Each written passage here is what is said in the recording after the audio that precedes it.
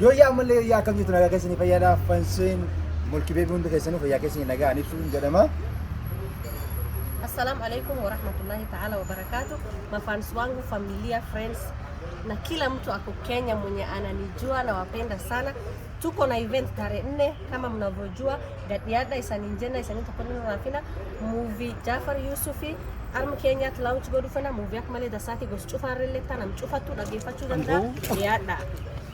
Akkasuma movie kanarratti gochufa irraa jechuudha Gariirraa Gabraa Booranaa hund nama afaan keenya kan dhago warra Itoophiyaa warra Kenya keessa cufti irratti argamaa sunifu movie kuni nama hundi wal keessa qabatee jira afaan Booranaan dubbatama afaan Garii akkasuma hundi akka afaan namni dhago lokota namaatiin dubbatama waan ta'eef tokko rana finaadha inshallah gaafteeree afurii serial muslim kalabitti wal argina mulkiin jirti Ruftiyaan jirti Sakiinaan jirti namni injirre injiru jechuudha warra Kenya keessa Baaliyaa keenya jira warra Itoophiyaa kan dhumus hawwi tamaam Mr. Jero ni jira Gitta live isanii tabanna akkas inafina guyyaa sun dhiyaadha.